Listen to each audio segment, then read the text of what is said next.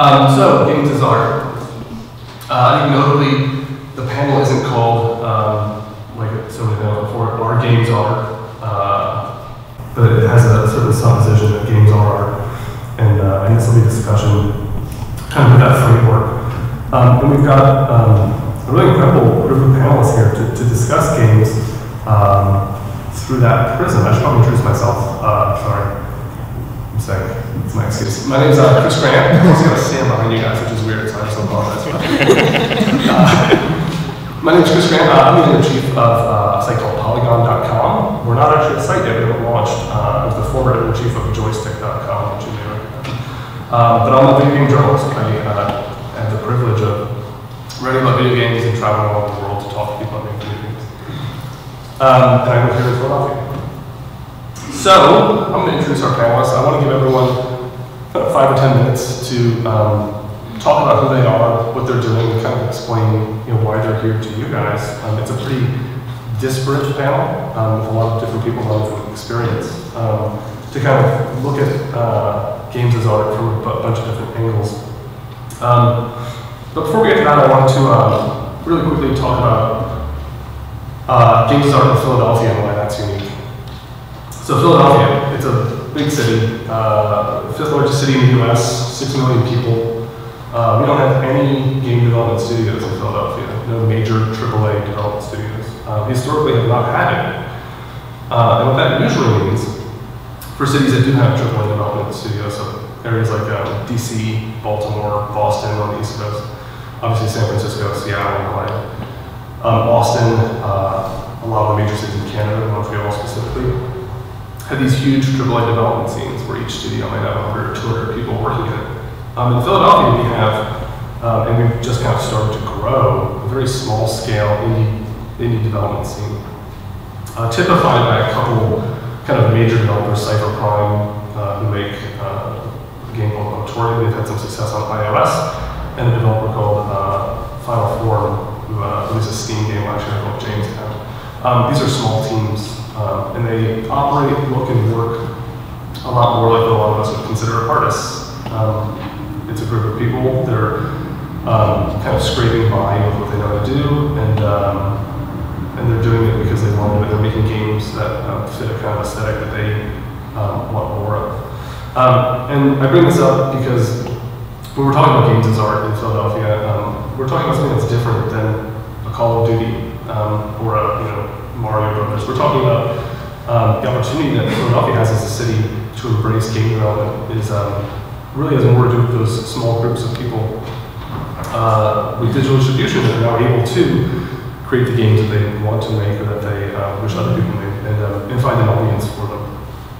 And a lot of people on our panel today are able to speak to that. So I'm going to start here in the end with Georgina Goodlander from the Smithsonian. And then we've got a short presentation. So I'll let you introduce yourself. Yes, can I have my slide? Thanks. Can you make it so we fit this? Yeah, that stuff. All right, thanks. I'm Georgina Goodlander. I'm Web and Social Media Manager at the Smithsonian American Art Museum. But for the last 3 years, I've been coordinating the Art of Video Games exhibition there, which opened in March. Has anybody been to see it yet? I didn't even know we were here. Okay, well it's there through the end of September, but I'm going to give you a bit of a visual walkthrough today, which is good, seeing as none of you have actually seen it.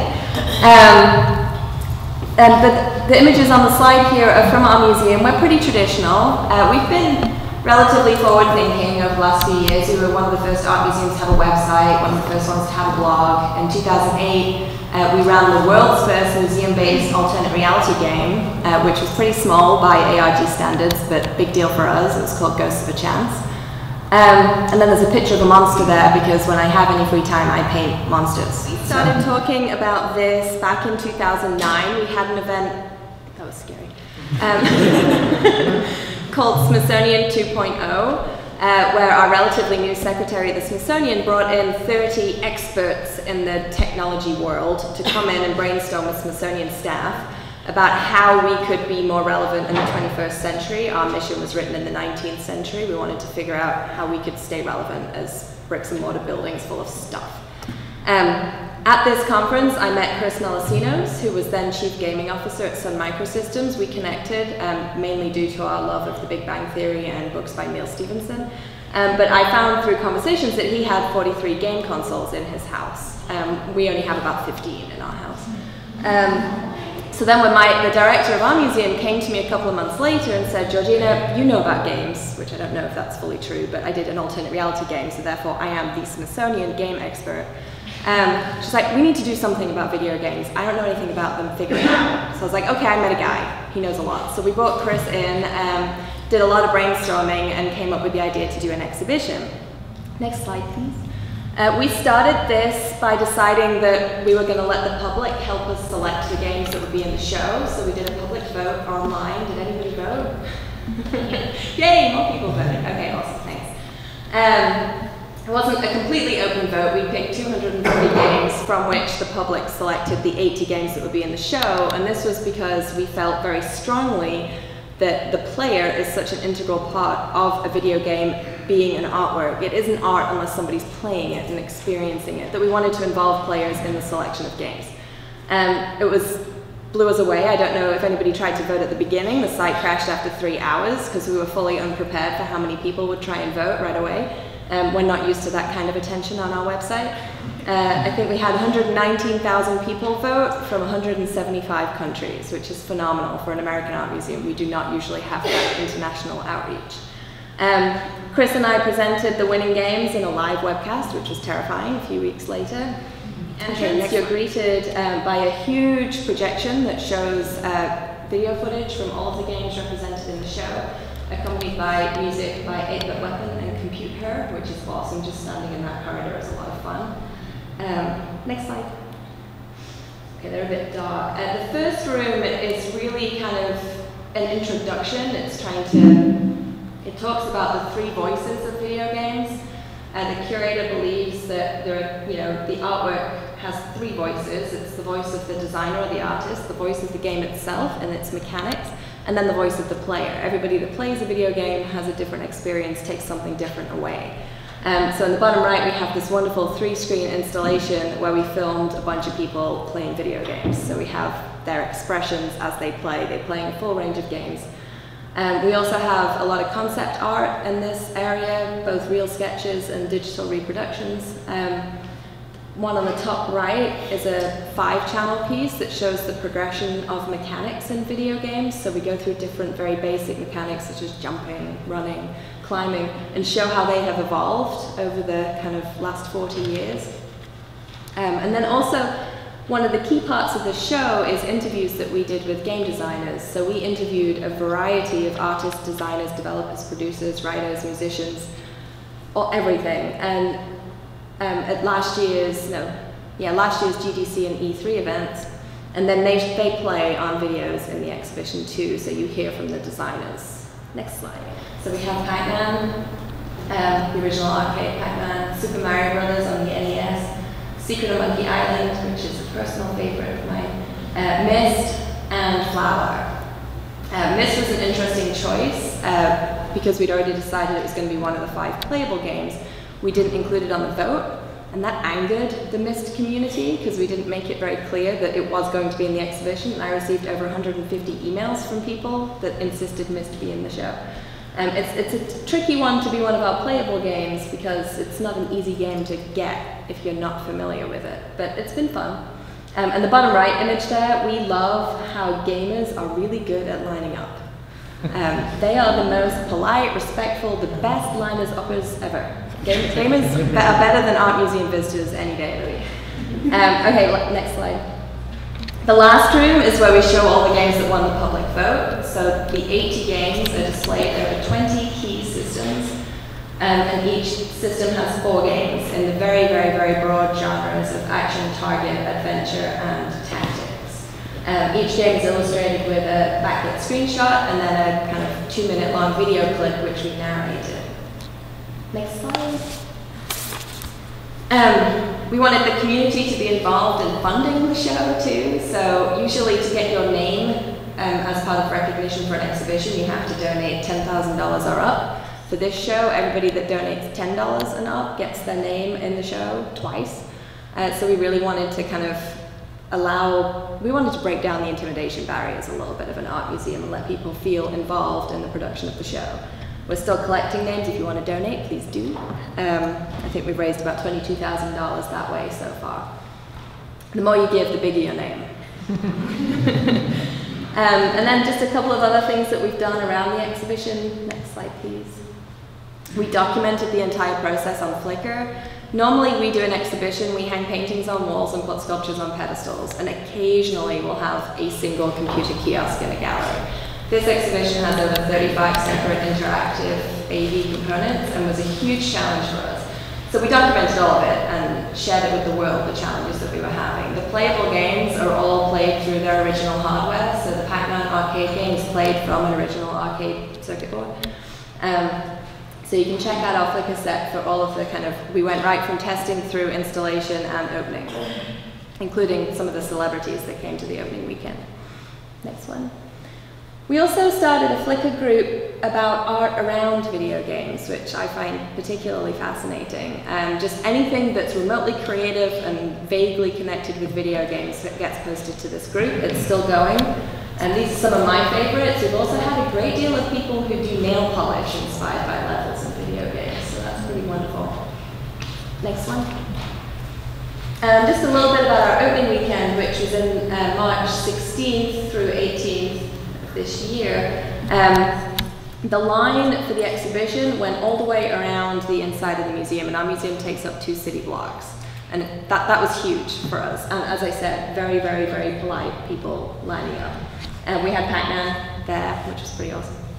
Next slide. And then we had 3 days of panel discussions, lectures, musical performances. We had Hideo Kojima, which was really, really exciting. Nolan Bushnell in the middle there. At the bottom left, that was a group called Spontaneous Art. They do live action video gaming, so you participate in a video game with them and they throw things at you. And a variety of different events. We had 23,000 people visit the museum over that weekend, and the Saturday was the 5th most visited day at our museum ever. So that leads me to my last slide, which is what I want to ask you guys today and the other members on this panel is what do we do next? This was definitely just a starting point. We only touched upon what is possible with games as art in an art museum. And it's been so successful, even just after the first month, that our director and our board of commissioners are like, okay, Georgina, what are we doing next? And I don't know, so I need you guys to help me out. Thanks. Our next panelist, Alyce Myatt, is the director of media arts at the National Endowment for the Arts. They changed the name from, you'll have to remind me what the old name was, Alyce. It was Arts on Radio and Television. So the name was notably changed to incorporate some new things, and she can tell you about that. Thank you so much. And I'm actually, our offices are right around the corner from Georgina, and I am ashamed to say I have not been around the corner yet. I'm so sorry, but I'm coming. I know what it's like. Right, because it's so close, and it's like, you know, any day. I arrived at the endowment a year ago, January, and my first week was orientation on how to become a government employee. And my second week was panel for arts on radio and television. And my third week was rewriting the guidelines. To arts and media, which encompasses not only games, but also mobile apps and web only, and HD delivered to theaters, and any and every platform you can possibly conceive of to make art, as well as deliver art to the public. We had some internal discussion, not so much above me, but you know, with other folks at the endowment. I have to say the chairman, Rocco Landesman, and the senior deputy chair, Joan Chikakawa, were all for making big changes. But someone else said, well, why would a government agency fund video games? And I said, we're probably the only government agency that doesn't. And what's interesting since then, there has been a working group formed of all of the government agencies that are supporting game development and game design. I attended the first meeting of that, and I was a little dismayed that I was the only soft agency. There were many representatives from the Department of Defense, and there were many representatives from Health and Human Services, so the CDC, the National Institutes of Health, and they're interested in pandemics, and they're interested in helping people who have suffered traumatic brain injury recover and move back into their lives. And they're interested not just in war games, but they're interested in positive social issue change and policy using games. Subsequently, the Department of Ed, the National Endowment for the Humanities, the Institute of Museum and Library Services. And I tell you this because it also means that they have funding. So in addition to the National Endowment for the Arts, these other government agencies are supporting game development, game design. And it is important that you be aware of that. So we posted our guidelines, and actually because we knew that you were planning this exhibition, it also helped me make the internal argument about yeah, you guys helped us a lot too. Yes. Yeah. I did not know that there was a whole big argument about, whether or not games are art. I didn't know that Roger Ebert had said that it would never happen. So when we announced that we were funding games, the blogosphere totally exploded, which was so very cool. And one of the biggest questions was, if we funded a game, did it mean that the game had to be given away for free? And the answer is no. Just like we fund theater and tickets are sold, and just like we fund films and DVDs are sold, you can receive support for a game and sell that game. In fact, we encourage revenue models. We really do. So we announced that we were going to do this, and we put up the guidelines, and the deadline was September 1st. And the grants under that initiative will be announced Wednesday. And hopefully we can sort of shorten the time between deadline and check, but that's next year's battle. Just getting this new stuff in was this year's battle. I was disappointed in the number of viable game proposals that came in. And I think it is based on a couple of reasons, not the least of which, independent gamers are individual artists, and we can only support nonprofit organizations. It is mandated by Congress, and that can only change if you decide as the people petition the Congress to change that. But as of now, we can only fund through nonprofit organizations. And it's very rare that you find gamers ensconced in a nonprofit. I told my friend Gretchen Clausen that I was going to call her out. Gretchen is Philly Cam, and one of the things I suggest to gamers is that they establish an artist in residency at a nonprofit media arts organization. So, for example, if you talk to Gretchen, raise your hand, about becoming an artist in residence at Philly Cam. And then together, because you'll be working closely together, you can write a proposal and apply to us to get some money. My steep learning curve, one of the things that I'm finding astonishing is that for an independent gamer really to get their game out there, they really need to be on a limited number of platforms. It's not any different than what used to be in film, and when the studios controlled the theaters and the production and everything down the line, and that just smells to me of an antitrust suit. I don't know, But if you're not on PlayStation or Xbox or it's like how are people going to find Facebook? Okay, fine, but that is really a very simplistic game. The question is, something that's rich, something that has, everybody's looking to the cloud once the cloud is up there and functioning well, that you can have a deep immersive experience. Okay, but in the meantime, I think that it's important that you think about how, as an independent gamer, you're going to get your game to the public and not have it editorially compromised by either Microsoft or Sony. So that's kind of it in a nutshell for me. Pajot. Yeah. I did it, I nailed it.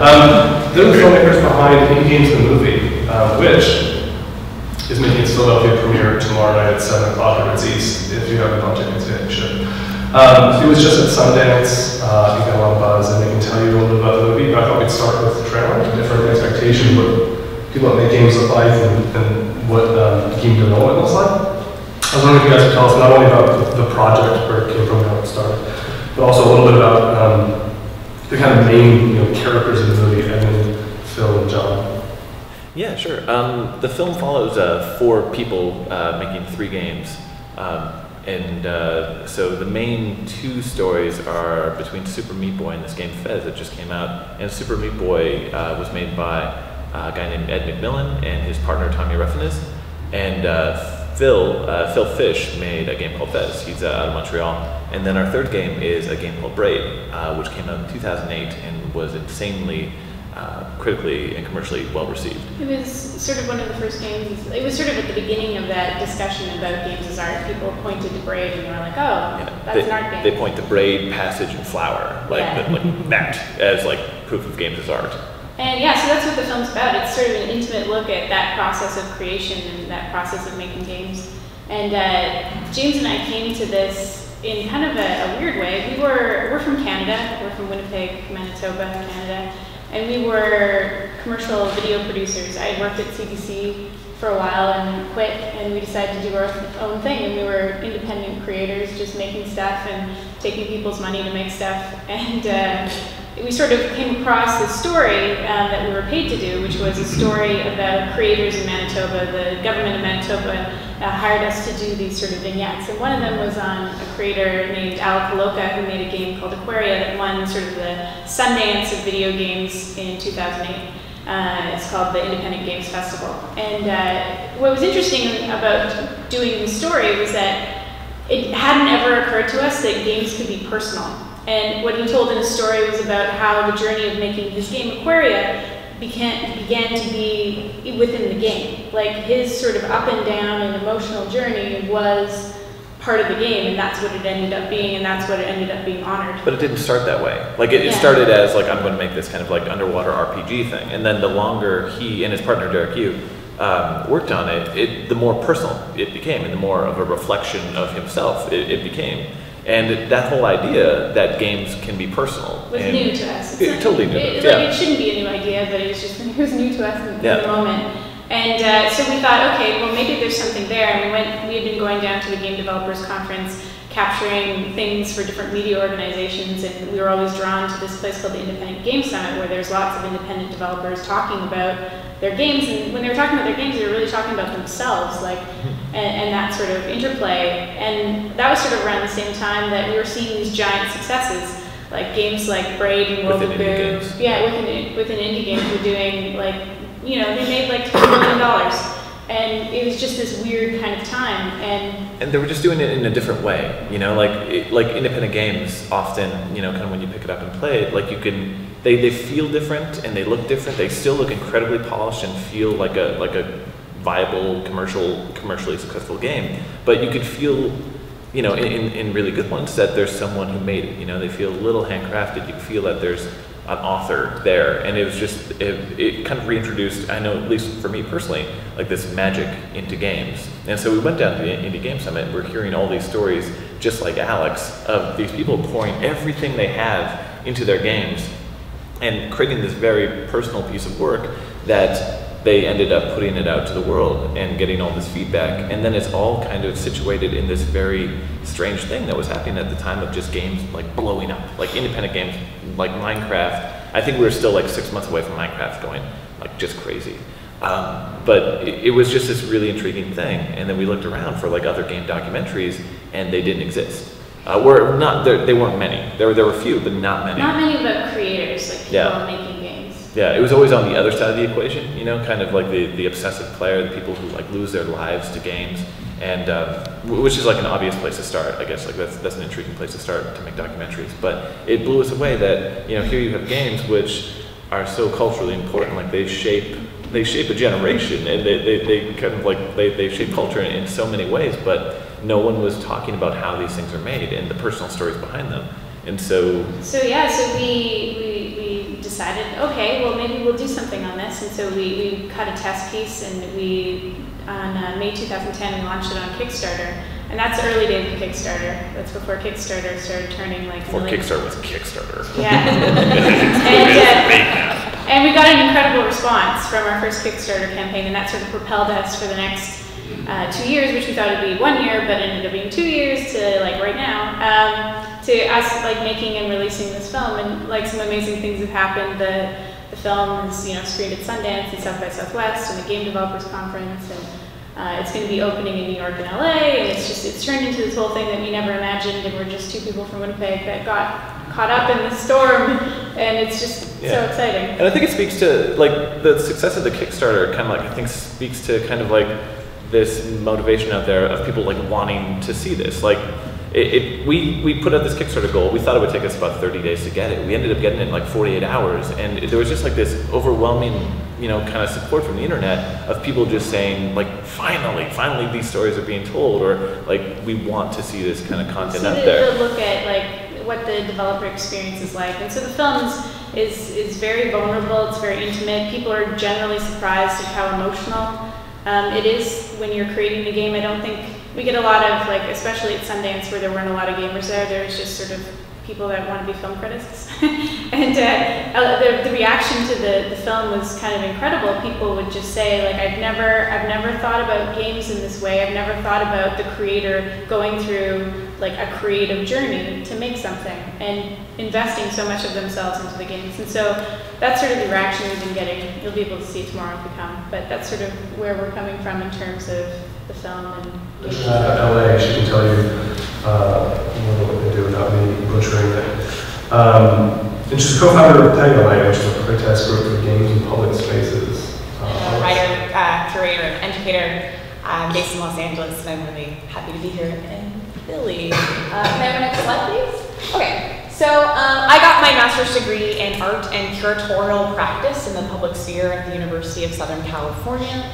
I focused my research there on artist-made games and exhibition platforms for participatory new media. So what does that mean?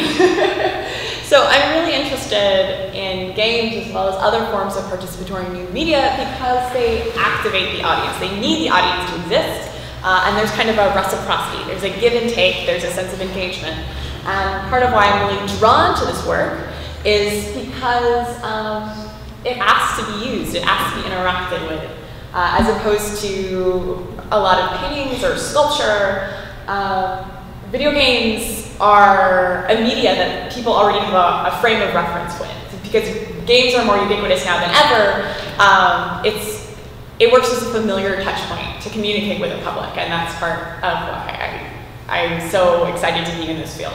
So this is actually a piece, a swimming pool with a bunch of sound installations in it. So the sound installation is different when you're in the pool and when you're outside of the pool. And while this is not a game in and of itself, it's very game-like. And so this is just one of the many projects I've written about in my research at USC. So next slide, please. Okay. And so this is an image from a game called Lose Lose, which is one of 2 games I wrote my master's thesis on.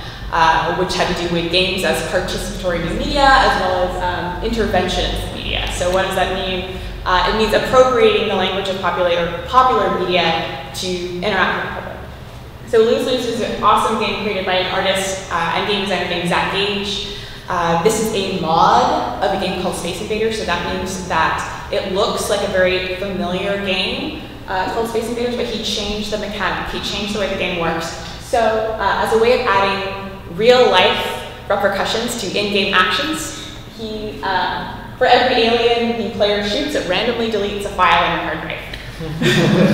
And I really love this game because it causes people to think about the effect of media on our psyche, which is something that I think it's easy to forget about. But I love this piece. it's my go-to art game. Next slide, please.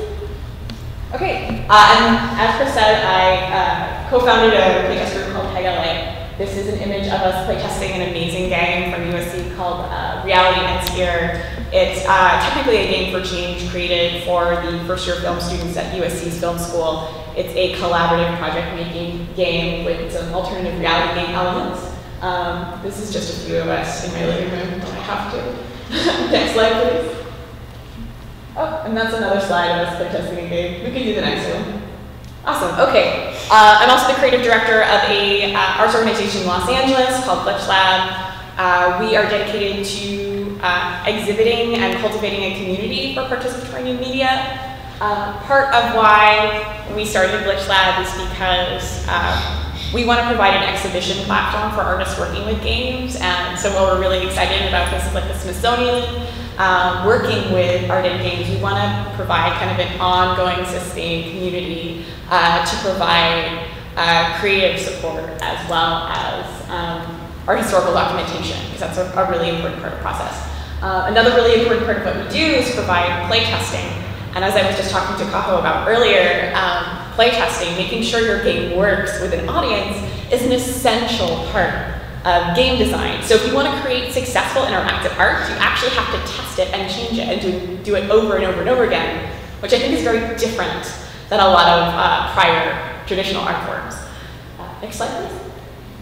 Okay, this is from an exhibition we did in collaboration with Indiecade, which is an incredible independent games festival in Southern California. We helped them curate a postcard show. All of these are game-inspired postcards from game designers, but one of our favorite projects is the next slide. So, oh, it's so dark. In the art and games community, I talked about this earlier in the afternoon, there are a lot of really amazing custom cabinets that kind of sort of house a lot of these art games. Oh, okay, so a big part of my practice is teaching. And so even though what I might not be doing, what I'm doing is not necessarily a game, I do believe that it's important to use a lot of the language of play to engage with audiences. So here I am working on a project in collaboration with Los Angeles Contemporary Exhibitions in Los Angeles. We're on Hollywood Boulevard, where I taught a workshop for 8 to 12-year-olds on manifesto writing, and we have an 8-year-old right here delivering her manifesto on divorce into a bullhorn on Hollywood Boulevard. And that was a great project. She got a lot of attention. And I've also taught a lot of arts education workshops on things like psychogeography, which is, again, not necessarily a game, but a very playful kind of method of thinking about cities at art institutions like the Untitled Museum in Los Angeles. Next slide, please. Oh, and I have done some design, and I am working on some other projects, but one of my game design projects is called Secret City, which I created in collaboration with a team of urban planners from UCLA's Urban Planning School. And what Secret City is a alternative reality game that's situated in Los Angeles' MacArthur Park. Secret City utilizes MacArthur Park's public art, the pre-existing public art, as well as uses the language of street art to guide players through a series of clues and puzzles that are embedded within the park's physical landscape. And as the players solve clues, they find out more about the story. Next, please. Another part of what I do is I work with a space called Machine Project. This is, again, not a game, but also what I think of as very playful. We have an art installation here on Santa Monica Beach. So for about 12 hours from 8 p.m. to 8 a.m., we did a series of concerts just right on the waterfront in Los Angeles. Next, please. Okay, and this is an exhibit called Terraforms that I co-curated at Baby Castles, which is an arcade for independent art games in New York. The show was called Terraforms. I co-curated it with my friend Zach Gage. It was a show of artist mods, and that was a lot of fun to do. Next slide, please. And one of the games we created for the show was a game called Killing Spree, which we commissioned Zach to do. And it's a mod of Doom that as every player came into the gallery, we had a camera taking a picture of their face, and their faces were superimposed into these characters in Doom. And what Zach and I thought when we were designing the game was that the players would would get really mad or upset about the fact that they had to shoot their friends. And actually, they really, really, really liked it. So that was a fun experiment. Next slide, please. And there's someone enjoying the game,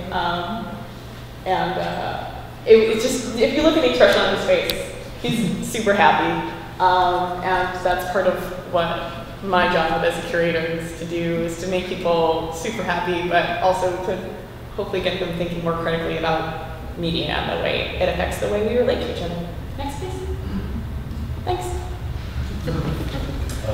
This is in 2010. Roger Ebert wrote, "I remain convinced that in principle, video games cannot be art. Let me just say that no video gamer now living will survive long enough to experience the medium as an art form." So this guy has a Pulitzer Prize in criticism. He followed up a couple months later, basically apologizing and not saying that he's wrong, but saying that he's too ignorant to prove himself right. Which, like, you know, to be fair, he's never played a video game. He admits as much. He said that he had an aide play one for him so he could watch. Are you prepared to agree that gamers can have experience that for them, that's the defining point here, is capital A art? So this debate over whether video games are art or not is still volatile. One of the reasons that Ebert was rescinding this is because he got thousands, maybe tens of thousands of angry emails and comments from people who, you know, grew up with this, considered an art form, and kind of were insulted that his point of view is that they would not only art now, but will never be. So Georgina, I want to bring up a review I found of the Art of Video Games exhibit. You probably know what I'm talking about. Which one? The Washington Post review. Yeah. Yes, I do know which one. He says, this is the opening, by the way. He says, "The Art of Video Games, a technologically impressive, intellectually inert exhibition at the Smithsonian American Art Museum, belongs in a history or technology museum, not an institution devoted to art." He goes on at some length, but I'm going to go to his end bit, so I'll just bookend this entire argument. Love it yourself. And to be fair, I don't think a lot of his criticisms are unfair, but it's something that is very challenging in terms of defining what is in his art. I propose some of the following, he writes. "We'll know it's art, but old games are as interesting to people as new ones, when particular games play a role in changing the actual world, just as novels such as The Sorrows of Young Brother, Uncle Tom's Cabin, and Jungle altered ideas of identity and politics. When the best games are richly self-referential to an accepted canon of classic games, when the contemplation after playing a game is more pleasing than the game itself." That was kind of his benchmark for what games art could be. So I wanted to ask you, you know, the Smithsonian's excited and eager to do more with games because of the outreach. What did the debate look like before the exhibit? Those are big questions. Sorry. There definitely was a debate. I mean, even within our museum, there was considerable resistance to doing an exhibition on video games. I think some early criticism we got from the press before the show had opened was that we were just, why waste valuable exhibition space in a federally funded institution on something that you can see at Best Buy, was a big criticism. We intentionally focused, it's interesting that you said the three games that people always point to for games as art, Passage, Braid, and Flower. Passage and Braid are not in our exhibition, Flower is. We intentionally did not want to look at the art games. We wanted to look at mainstream games and say all games are art, all games are expressive. And we're not saying that the games in our show are the only artistic ones by any means, and I think there's a whole world of potential for exhibition on indie games, definitely. I'm definitely veering away from the question. What was the question? So you did part of it. You did part of it, you know, whether there was a debate ahead of time over whether or not games are art, but also what you felt like your obligation was in presenting the show. And so you wanted to present mainstream games as art. We wanted to show the breadth of video, like the potential that video games have for being art, so we wanted to show everything. We tried very hard to kind of cover the last 40 years of video game development. And one of the talking points for the show is about the evolution.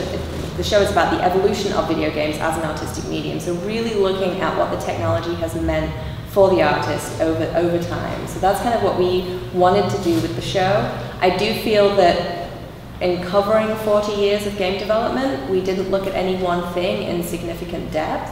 And that's where I think a lot of the fine art criticism came from, because this is just like the first step on the road to video games being in an art museum. And I think that it had to be this way first. If you read the New York Times review, that one said a lot of the same things about that the Washington Post review did, but he kind of got it. He understood that this is what we had to do first. He said it was a sanitized look at video games, that we steered clear of all potentially controversial topics, and we did. We're a government national museum. We intentionally steered away from those topics because we want there to be another show.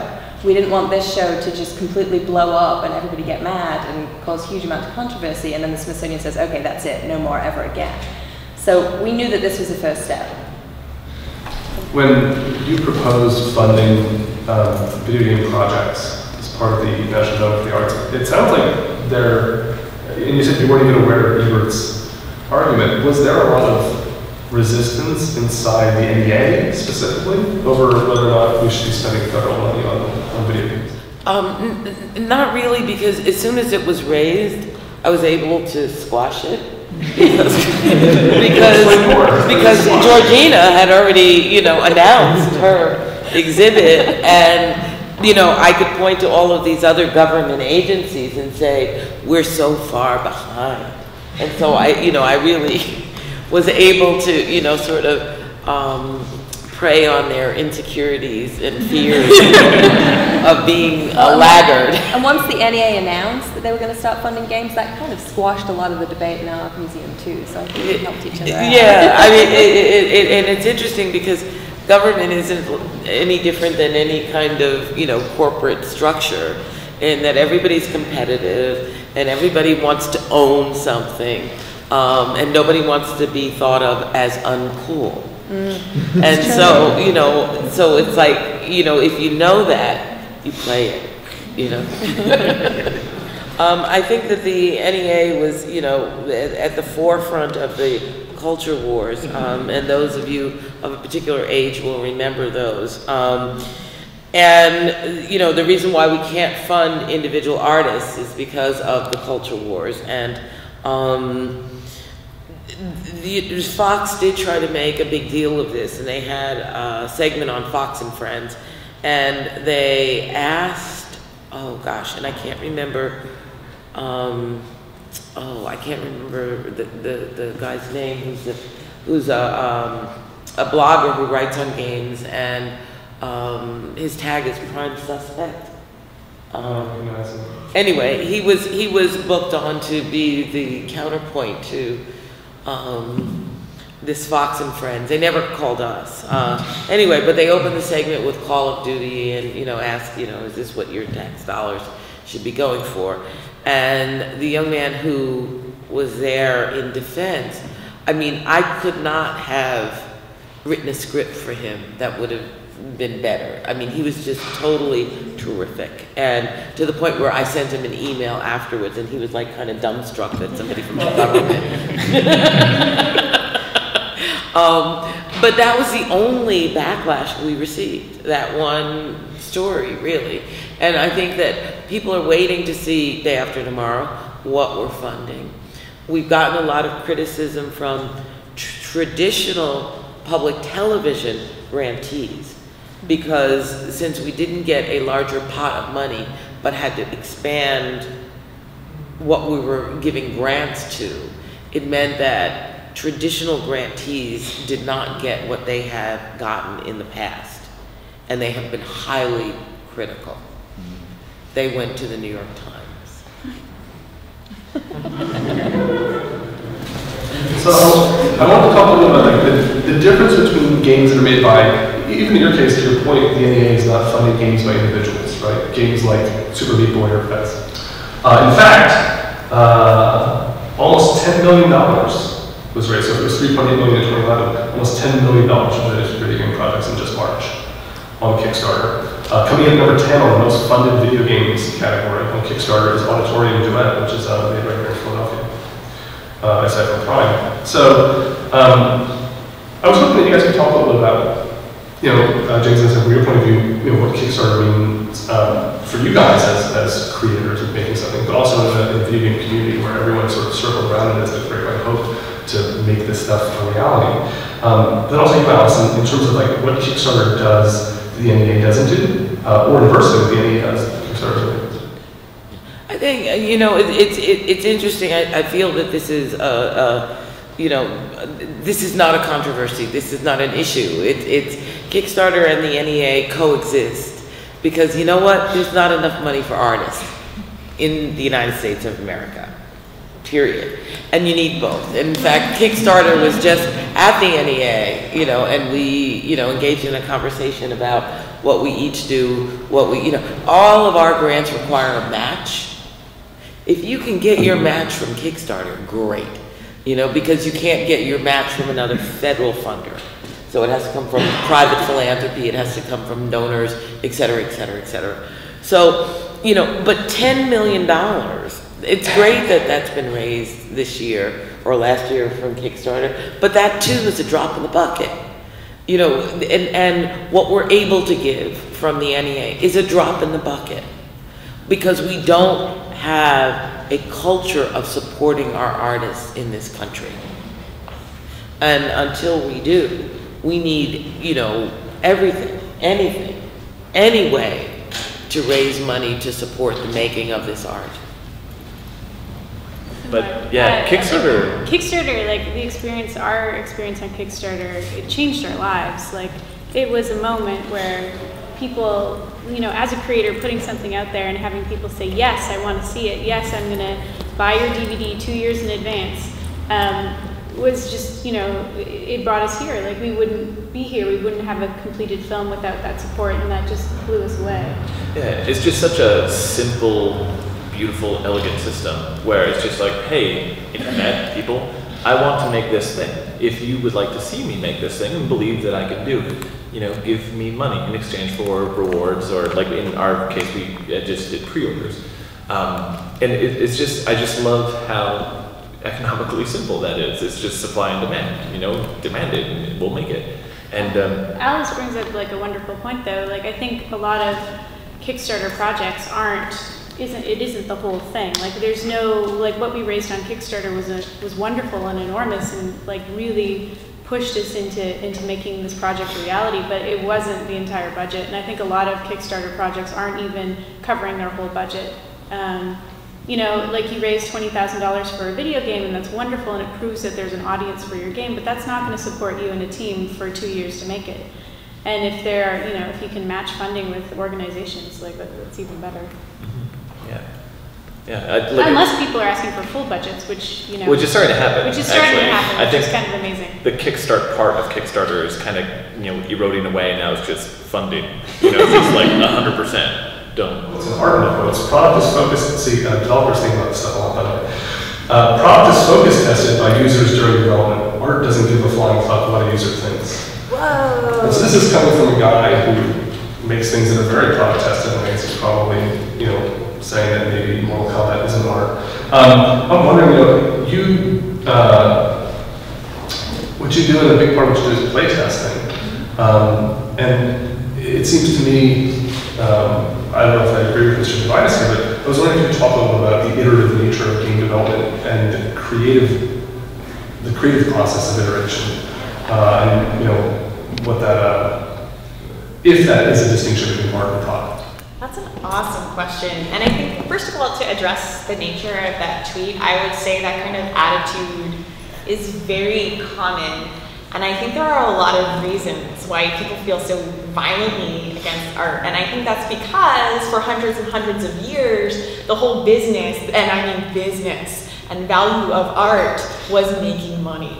And a big part of that act of making money and creating value has to do with some people being in the know and having privilege and like understanding art, and some people totally being in the dark. So like there's this guy, Clement Greenberg, he wrote this thing called Avant-Garde Kitsch, and it's pretty much all about like high artists for people who are intellectually privileged and just happen to be able to like appreciate true like conceptuality and they're inspired by the muses, and low art is for like the poor working classes. I think that's ridiculous garbage, but created by people who have been writing the history books for the past few hundred years.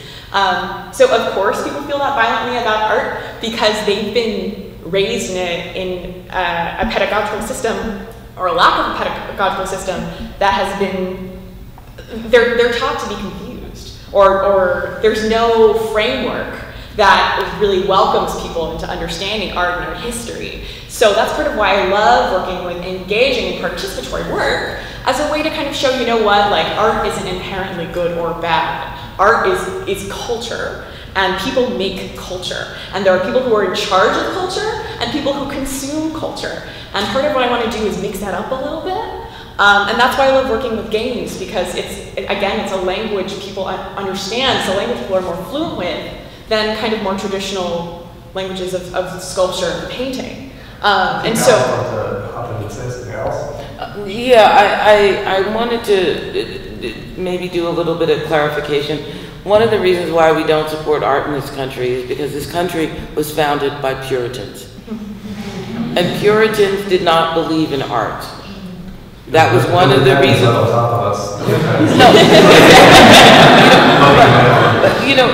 But I mean, it does go back to, you know, John Winthrop on the Arabella, you know, going over to be, you know, the head of Massachusetts.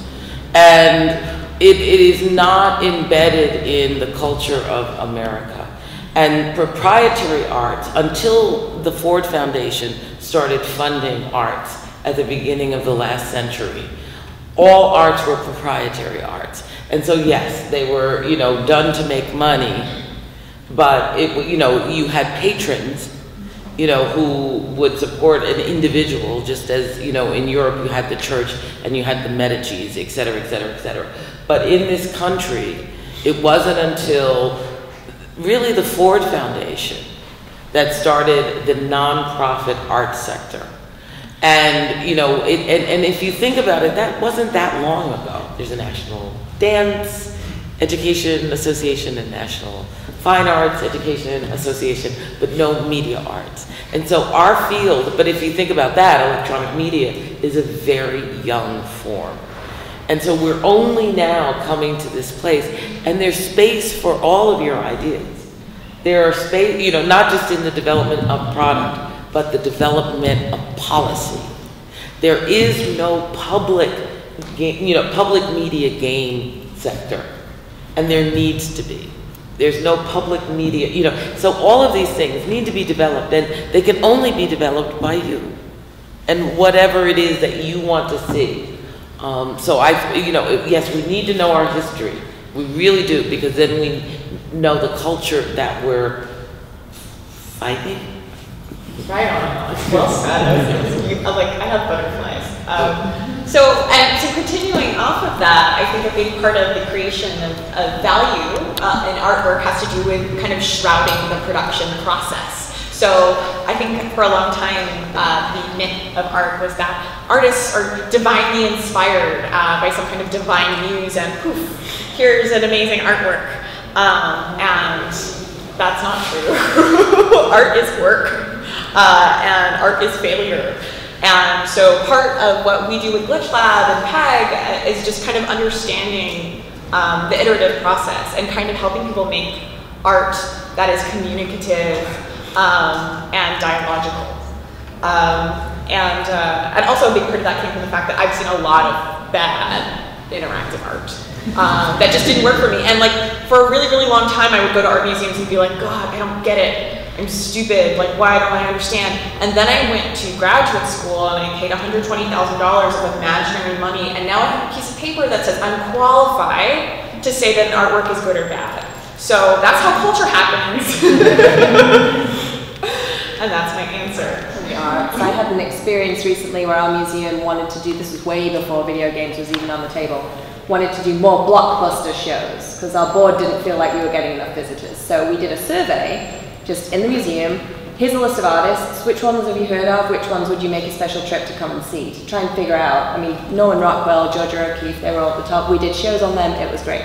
One curator, who will remain nameless, came up to me and said that the entire process was disgusting. We shouldn't care what the visitor thinks. We're telling the visitor which art is important. We're not asking them what they want to see. And I was just like, holy crap, really? That's really hard, because like on one end of the spectrum, like I think it's really important for curators to take a stance. So like, yes, it's the curator's job to present content that shouldn't be completely didactic, but at the same time, curators aren't journalists. It's not their job to be impartial. And they need the visitors. I'm sorry, but if your museum doesn't have any visitors, you don't have a job anymore. Of course, of course. And I'm like, yeah, no, it's a huge conflict. He left before we did the video game show. I don't think what he thought when he heard about it. Did he leave because you did the video game? No, there were many reasons. But Let's get into that.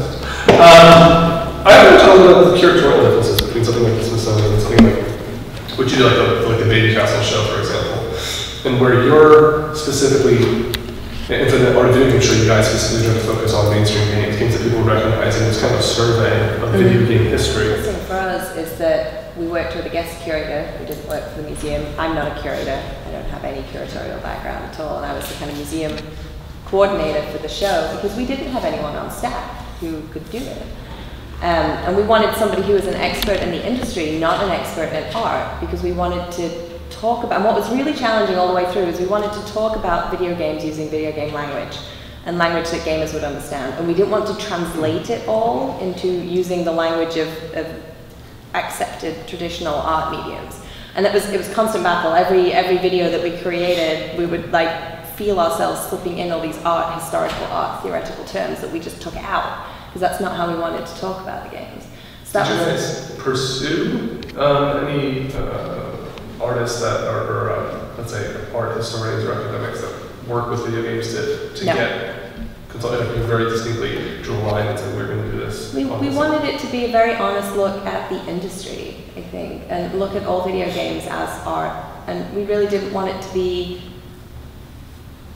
we didn't want it to kind of fall just into the narrow look at art games or indie games. I don't know. I mean, we intentionally didn't want it to be an academic show. We wanted it to be by somebody who is passionate about video games, talking about video games in a language that everybody understands, to people who both love games or who may never have experienced games before. The question I always have there is, where is that line for games as art? And is Madden, is this year's version of Madden art because it's visual, because it has gameplay mechanics, but it's got gameplay mechanics the same way the game of football does, so. We intentionally left out sports games too. Okay. Not because they're not art. I mean, I honestly think all games are art. I think it's a really funny question when you say, is something art? Because I think if it's expressive, then sure, but that doesn't mean it's good. I mean, same with painting. You can have absolutely terrible paintings, but they're still art.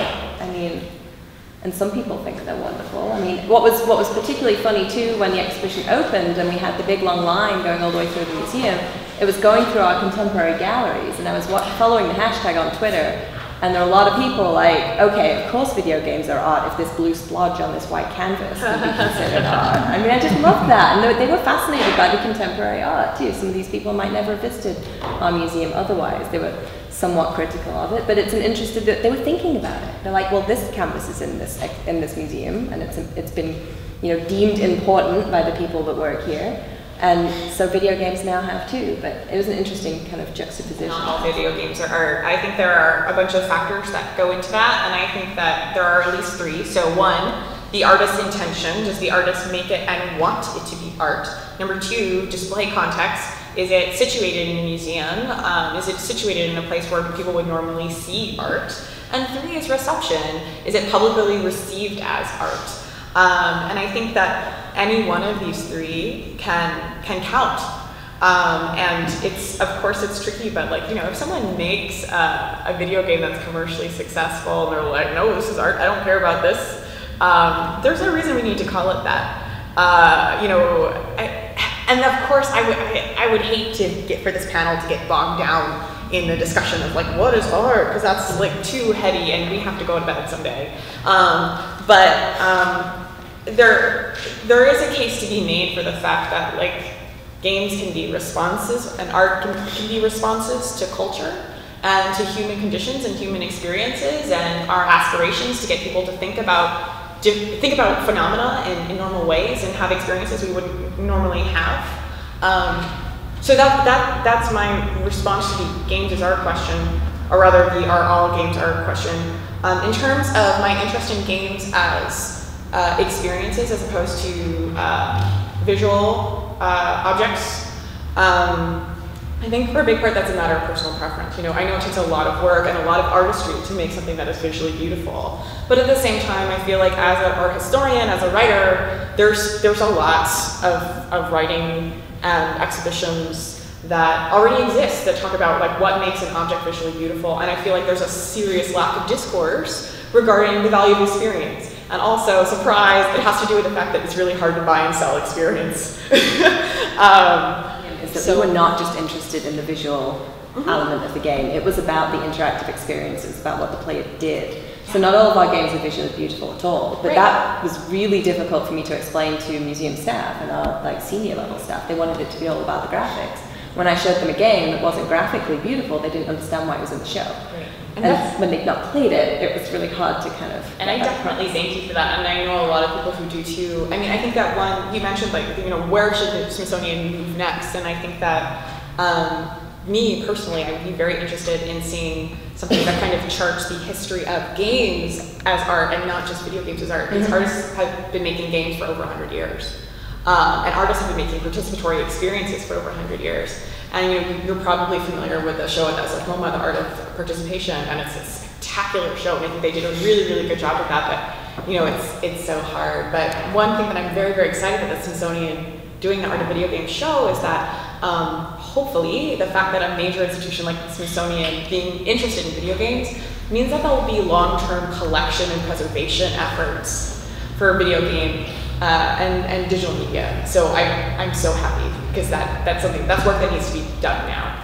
Yeah, that's definitely the next thing on my list, because we didn't acquire any of the games in the show, but I think we should. I don't think we should get up there and say we're having an exhibition on video games as art, but we're not going to acquire any video games and not have any in our collection. I think that would be wrong. So our current official statement is we're exploring what it means to collect a video game, but I think we need to collect at least one. Yeah, so like there's a few different developers in film, and they make very different games, and their intention is different. And like the guys that made this game called Super Meat Boy that ended up on Xbox and they're in the film and it ended up doing really well. Their whole process is very artistic and very like the game is a personal reflection of themselves. Maybe describe the game. It's about a cube of meat that is trying to save his girlfriend who's made of bandages and from an evil doctor who's a fetus in a jar. Wearing a top hat and a monocle. That's the sort of concept of the game, and you may have heard of it. And but like between the two of them, between Evan and Tommy, the creators, Tommy's like, no, it's like I hate art games. I don't want to be called an artist. I want to be called a great, programmer, great game maker. And Edmund is a bit more fuzzy about it. Yeah, well, the game is extremely personal. That's what's weird about it. Like, you hear that description, and it's actually telling a very, very personal story. Early on in filming this, we kind of had, the kind of requisite "do you believe games are art" question. That was sort of like in 2010. That was what we were asking. That was the thing. Yeah. People would just roll their eyes. Yeah, completely. It's like, do you believe games are art? And they'd be like, oh. And then they go through like their stock answer, or the eye roll would be so dramatic that we could just stop it there. And we stopped asking that question because it was so obvious to them that it was. Like they're not passionate in arguing that games are art, but if asked, they're like, well, of course, because it's a very personal thing that I'm doing right now, and I put so much work into it, and there's technical skill in there, and I'm expressing myself. Like, I made this game because I feel compelled to make this game. That's why I'm independent. I could get a great job at a AAA studio, but I am going through poverty to make this game for these reasons because I can't do anything. I have to do this. It's like an artistic sort of compulsion. But at the same time, I think not all the guys have different opinions, but John Blow, the creator of Braid, his sort of opinion of games as art is, yeah, of course they're art, but not all games are great. And his sort of mission is to try to create games that challenge and that are doing something different and that aren't within the current collection of things that we have out there, and he's trying to challenge game design, and he's very passionate about that and very outspoken about that. So yeah, their answers vary. Of the 3 games you mentioned in the film, Fez, Super Meat Boy, and Braid, he says, well, no, it's art, but old games are as interesting to prequels and new ones. In particular, games that play a role in changing the actual world. Well, maybe that's arguable here. When the best games are richly self-referential to an accepted canon of classic games, when the contemplation of playing the game is more pleasing than the game itself. So, if you look at something like Braid directly tips its hat at Super Mario Brothers in kind of very explicit ways. If you look at Super Meat Boy and Fez, they're both kind of pixel art, full of references. Fez is, I just finally finished it a couple days ago, is exploding with references to old games. I mean, the entire thing is an homage to his childhood, to nostalgia in general. And also, having played a game like that, it's a nostalgia to old gameplay. The actual experience of playing itself is old-fashioned. And so it seems interesting to me that this is the metric that's being applied. And I think one of the things that we get when we talk about games in our prototypes is we get a lot of people that are tasked with defining culture, being relatively uninformed themselves. So Roger, I wonder if he's ever reviewed a game of the movie, He has a copy. He has a copy. He didn't come to our opening, no. I didn't. That's too bad. I'm looking forward to see what he says about the movie. I think a lot of people have a general blind spot when it comes to video games, and so they are. Also, it's funny every time you read any definition of art and you apply that to music, it kind of falls apart instantly. The same people would agree that music is skill acquired by experience, study, or observation. A branch of learning, one of the humanities. An occupation requiring knowledge or skill. For example, the art of organ building. The conscious use of skill and creative imagination, especially in the production of aesthetic objects. So Ebert is just totally off base. When you look at the definition of art, I mean, who is he? Really, and why even get in a discussion with what he has to say and why is it important? Because the reason I get in a lot of these word cop games, you talk about art or whatever, or religious versus spirituality, and never really look at what's the definition of what these words mean.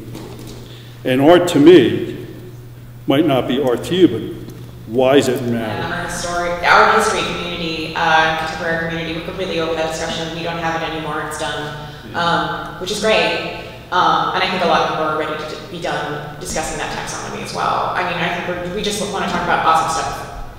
There's a video game writer named Tom Dissel who had a great quote. He said, video games began as quartering to toy oysters, then they became toys, suddenly they're art. And that's those are real conceptual leaps if you haven't kept up with gaming. So I think that challenge is like, wait, that thing in the arcade I was playing just yesterday? Oh wait, that was the 80s.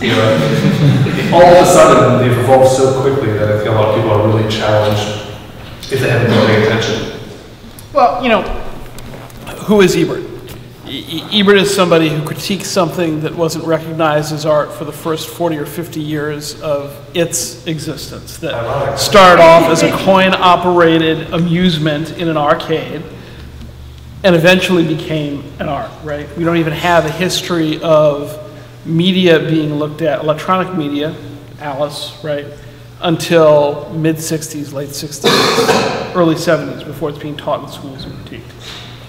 Preservation is happening, right? It's the Library of Congress preserving virtual worlds grants, Stanford, University of Texas, the Strong's International Center for the History of Electronic Games in Rochester, New York, where I happen to bide some of my time. The challenge, right, it comes back to interactivity, and it comes into things breaking all the time and setting up interactives when you're used to hanging paintings on the wall, right, is what is the experience of the game and how do you preserve it, right? It's in gameplay, it's in interaction, but the machines break, the machines are old, the CDs and DVDs decay. Jordan Mencher's father finally finds the source code in the closet in the box, and they have to race to strip it out, and then they put it up on GitHub where everyone can get it, so it will be preserved, right? These are the kinds of challenges. And so, since you want to start getting involved in preservation, and you're calling for preservation, and you're preserving some of the creator's existence, what's the long-term goal for preservation? There's like the issue of transference, right? How does the experience change if you port from one hardware to another? So like, you know, is playing a game on a computer different than playing it on your SNES? And then yes, the answer is yes, it's a different experience, and it also depends on the artwork. A really fantastic project that I think addresses what you're talking about is called the Variable Media Questionnaire, or VMQ, which is a free resource developed at the Stillwater Labs, I think it's Stillwater. And what it is, it's something for artists and game designers even to fill out, talking about like the preservation, the long-term preservation plans for their work. So like, which parts, what hardware, if anything, can be replaced over time as things break, as things inevitably will. And some artists just want their work to be ephemeral. And I guess, do we respect that? Do we not respect that? I think that's a really good question. And also, like, how do these experiences change? How does the experience of these work change as we install them in different ways? So like, does an artist or a game designer say, you know, I only want this to be shown in a cabinet. I only want this to be shown on 14-inch television. I only want this to be shown on an iPad. So as curators and exhibition designers, we have a lot of these questions, but thankfully we have tools like the VMQ to kind of help us struggle with these new digital issues. Our museum, it all comes down to the artist's original intent, whether they're a 19th century marble sculptor or a 21st century video game designer. We try and bring the artwork back to what the artist originally intended, and so for digital media, that means using whatever hardware is appropriate at the time, and that's incredibly difficult. With video games, there's kind of these two sides to it, which is kind of the design and engineering aspects. And in some cases, you have that like blended, like with, I think John Blow's a great example of that. And then like Phil Fish is covered in the movie, but not René Bedard. Okay, I'm looking forward to seeing it tomorrow. But I mean, like, but you kind of focus more on Phil, I guess. So I guess I was just wondering, what are your thoughts on the distinctions between the two different roles? Initially, like, I didn't realize going into this sort of thing, I don't have a programming background, I didn't take very much in school, I didn't pay attention, I just paid attention to like writing and filming. What struck me in making film was realizing how personal programming and programming code can be.